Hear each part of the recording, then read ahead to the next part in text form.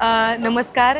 मी आज इथे महालक्ष्मी सरस 2026च्या प्रदर्शनासाठी इथे आले आणि खरं तर मी बघून खूप भारावून गेले, कारण खूप खेड्यापाड्यातून बायका इथे आलेल्या आहेत. त्यांचे त्यांचे छोटे छोटे गृहउद्योग त्यांनी तिथे सुरू केलेले आहेत. जसं आम्हा कलाकारांना एका रंगमंचाची गरज असते, आमची कला सादर करण्याची गरज असते, तशीच प्रत्येक व्यक्तीला एका व्यासपीठाची गरज असते, त्याची कला दाखवण्याची गरज असते. आणि हे व्यासपीठ इथे या सगळ्या ग्रामीण भागातल्या सगळ्या महिलांना इथे उपलब्ध करून दिलं. त्याबद्दल आपले मंत्री माननीय जयकुमार गोरे यांचं मी खरंच मनापासून आभार मानते. इतकी डिमांड वाढली आहे की याला एक्सटेन्शनसुद्धा मिळालं आहे. म्हणजे 14 तारखेपर्यंतच हे प्रदर्शन होतं, आता ते 17 तारखेपर्यंत झालेलं आहे. 600 पेक्षा जास्त स्टॉल इथे आहेत. आम्ही आता सगळीकडे फिरून आलो, म्हणजे एका छताखाली तुम्हाला अनेक गोष्टी बघायला मिळतात.